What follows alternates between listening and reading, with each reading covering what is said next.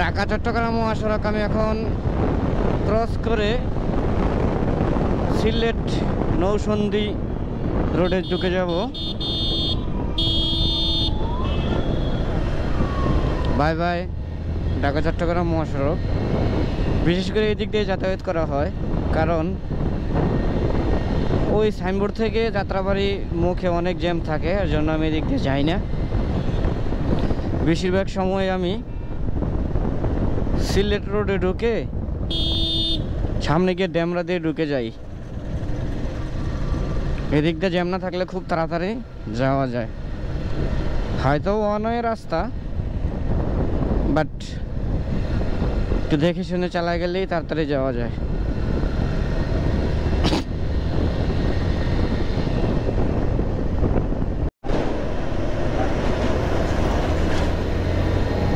হাইওয়েতে যখন ড্রাইভ করি তখন একটা জিনিস ফিল হয়, ঢাকার ভিতরে যে জ্যাম থাকে সেই জ্যামটা এখানে নাই বললেই চলে। কারণ হাইওয়েতে 2 ঘন্টা কিংবা 1 ঘন্টা গাড়ি চালাইলে অনেক দূরে যাওয়া যায়। এখানে তেমনটা ক্লান্তি বোধ করি না, বিশেষ করে আমি। আর ঢাকাতে বাইক চালানো অনেকটা কঠিন, কারণ হচ্ছে গাড়ি তেমনভাবে টানই দেওয়া যায় না বললেই চলে। যারা রেগুলার চালান তারা অবশ্যই আমার কথাগুলো বুঝতে পারবেন। ব্রেক আর হচ্ছে 2 পাও দিয়ে গাড়ি দেখাইতে দেখাইতে এত ব্রেক চাপার পরে খুব ক্লান্ত হয়ে পড়ি, তখন খুব বিরক্ত লাগে। কিন্তু আমরা যারা রেগুলার চালাই গাড়ি অভ্যস্ত হয়ে যাই। যাই হোক, হাইওয়েতে গাড়ি চালায় মজা আছে।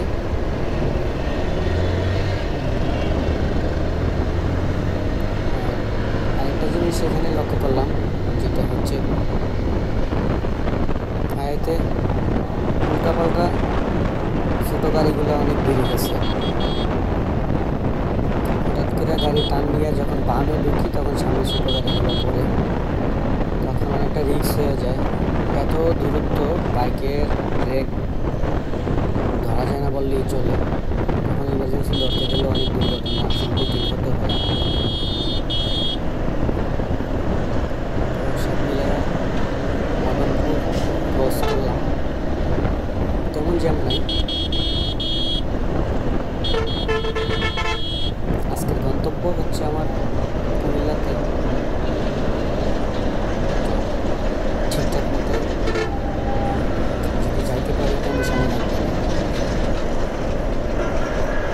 আমি প্রায় সময়ই বাইক দিয়ে যাতায়াত করা হয় কুমিল্লাতে, কারণ এটা নিজের পার্সোনাল স্বাধীনতা থেকে বের হওয়া যায়।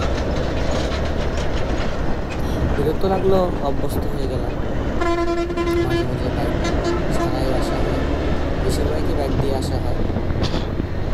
কষ্ট হয় যখন রেনি ডে থাকে, বৃষ্টির সময় হাইওয়েতে বাইক চালানোটা অনেকটা রিস্ক, আবার বসেও থাকতে হয়। কারণ হাইওয়েতে এত স্পিডে আসতে